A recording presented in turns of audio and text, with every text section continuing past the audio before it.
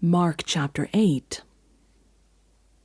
During those days, another large crowd gathered. Since they had nothing to eat, Jesus called his disciples to him and said, "I have compassion for these people. They have already been with me 3 days and have nothing to eat.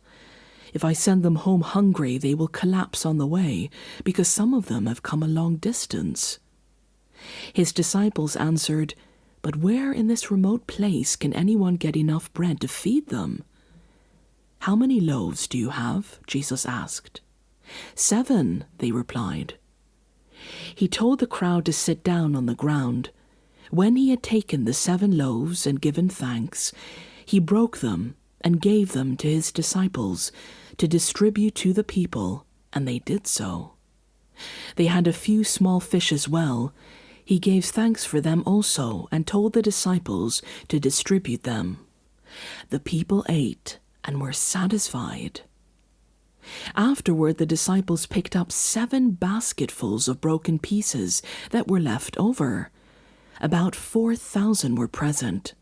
After he had sent them away, he got into the boat with his disciples and went to the region of Dalmanutha. The Pharisees came and began to question Jesus. To test him, they asked him for a sign from heaven. He sighed deeply and said, "Why does this generation ask for a sign? Truly I tell you, no sign will be given to it." Then he left them, got back into the boat, and crossed to the other side.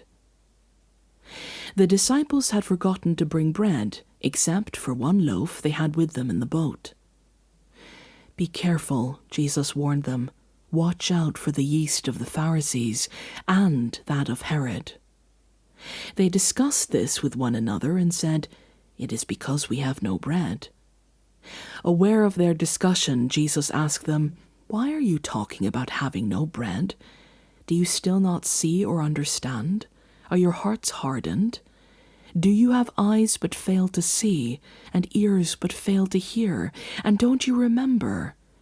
When I broke the 5 loaves for the 5,000, how many basketfuls of pieces did you pick up?" 12, they replied. "And when I broke the 7 loaves for the 4,000, how many basketfuls of pieces did you pick up?" They answered, 7. He said to them, "Do you still not understand?" They went to Bethsaida, and some people brought a blind man and begged Jesus to touch him. He took the blind man by the hand and led him outside the village. When he had spit on the man's eyes and put his hands on him, Jesus asked, "Do you see anything?" He looked up and said, "I see people. They look like trees walking around." Once more Jesus put his hands on the man's eyes. Then his eyes were opened, his sight was restored, and he saw everything clearly. Jesus sent him home, saying, "Don't even go into the village." Jesus and his disciples went on to the villages around Caesarea Philippi. On the way he asked them, "Who do people say I am?"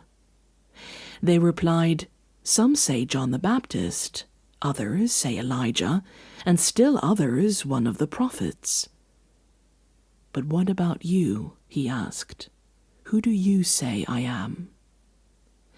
Peter answered, "You are the Messiah." Jesus warned them not to tell anyone about him. He then began to teach them that the Son of Man must suffer many things and be rejected by the elders, the chief priests, and the teachers of the law, and that he must be killed and after 3 days rise again. He spoke plainly about this, and Peter took him aside and began to rebuke him. But when Jesus turned and looked at his disciples, he rebuked Peter. "Get behind me, Satan," he said. "You do not have in mind the concerns of God, but merely human concerns." Then he called the crowd to him along with his disciples and said, "Whoever wants to be my disciple must deny themselves and take up their cross and follow me. For whoever wants to save their life will lose it, but whoever loses their life for me and for the gospel will save it.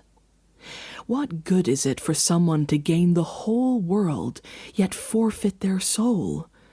Or what can anyone give in exchange for their soul? If anyone is ashamed of me and my words in this adulterous and sinful generation, the Son of Man will be ashamed of them when he comes in his Father's glory with the holy angels.